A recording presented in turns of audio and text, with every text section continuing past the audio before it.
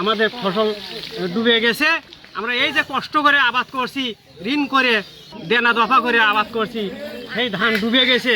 এখন আমরা কি করি? ধানটা তো আমাদের তুলতে হবে। এই জন্য ধানটা ডুবে ডুবে কাটতেছি। এখন আমরা ছেলেমেলে কি খিলামো? আমরা ছোটবেলা কি খিলামো? 6 বিঘে জমি ডুবে গেছে, এই এলাকাটা ডুবে গেছে, সমস্ত এলাকা ডুবে গেছে। আপনার হলে নালা ছিল, সরকারি নালা ছিল, সেই নালার ওখানে একজন বাড়ি করছে, বাড়ি করে পানিটা আটকে দিছে। দেওয়ার ফলে এই পানি আটকে যাওয়ার পরে আমাদের জমি ডুবে গেছে। ক্ষতি এই যে ফসল ডুবে গেছে, আর কয়েকটা 15-20টা পুকুর সম্পূর্ণ ডুবে যাওয়াতে মাছ বের হয়ে গেছে। সেই মাছ একটা পুকুরের পাড়ের উপরে পার জায়গা নাই, 1 কোমর করে পানি, একটা পুকুরের পাড়ের উপরে 1 কোমর করে পানি, একটা পুকুরের মাছ নাই, সমস্ত মাছ বের হয়ে গেছে। কত আশাবাদী করে আমরা মাছ ছেড়ে দিছি, লাখ লাখ টাকার, লাখ করলে তো ভুল হয়ে যাবে, এক পুকুরে তো 2-3 লাখ টাকার মাছ থাকে, কোটি কোটি টাকার ক্ষতি হয়ে গেছে।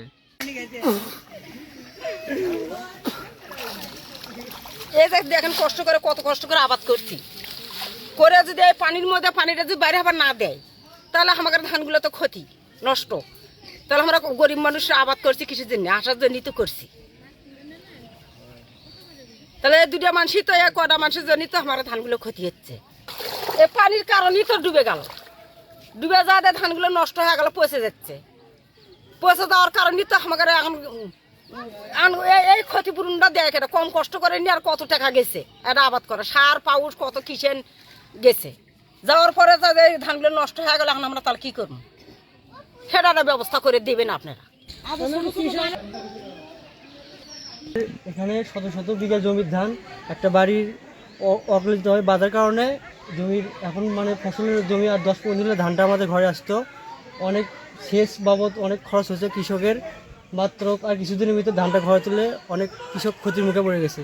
অনেক পুকুর চলে গেছে, আমাদের প্রায় 5-6 লাখ টাকার মাছ ছিল, সেগুলো সব ভাসে গেছে এই একটা বাড়ির কারণে।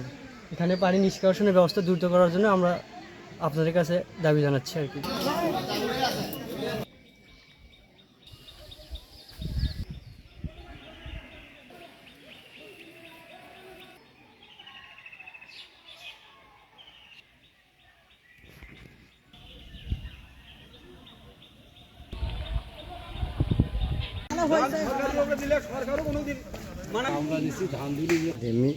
সমস্যা হচ্ছে আমাদের ধান ডুবে গেছে, দ্বিতীয় করে পুকুরে মাছ একটা কিন্তু আমার ধান সব শেষ, আর ধান মানে এমন অবস্থায় পচে যাওয়া শুরু হয়ে গেছে। এখন তো আমরা কৃষক মানুষ, আমারই একটা ধানও তো আমি কাটতে পারি না, আমার ধান এখনো পানি, আমরা ধান একটা এলাকার ধান আমরা একটা ডাল কাটতে পারি না। আমার ধান তো একটা পানি তলে পড়ে আছে, ধান তো ডালাও কাটতে পারি না, আমার ধান মুখেই আছে, ধান মাঠে উঠবে, ধান তো আমি কাটতে পারছি না, পানি অতগুলো তো কেমনি কাটি?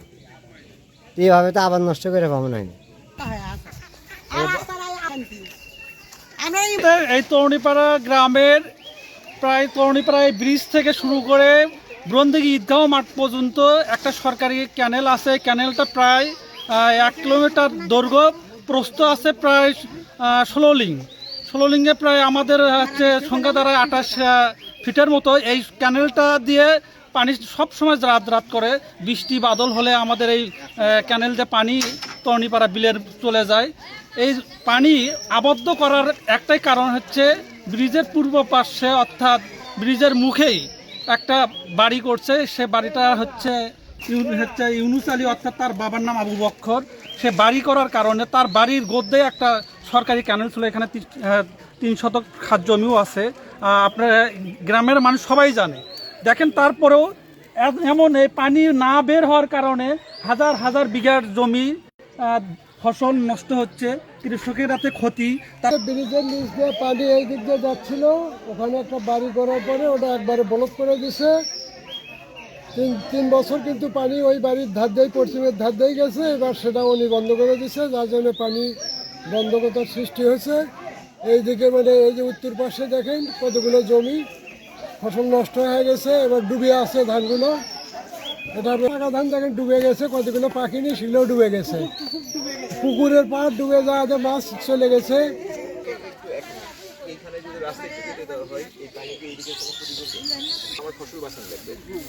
এইখানে একটু দেখে, একটু পানিটা বের করে দাও, মানে আপাতত আমার ফসলটা আমি বাঁচাই। মানে আমার কথাটা বুঝতে পারছেন, একটু মাটি সরাই দিলে এখান দিয়ে পানি ইয়ে হবে, একটু পানি নামলে আমার ফসলটা বাঁচবে, তারপরে আমি ওইটা দেখতেছি। স্যার এটা পুরোটা একটা ভিটা জমি উঁচু জমি। আর ওইখানে দিলেই তো ওই পুকুরে পানি আসবে। এগুলো এই পুকুরে আর এগুলো বাড়িতে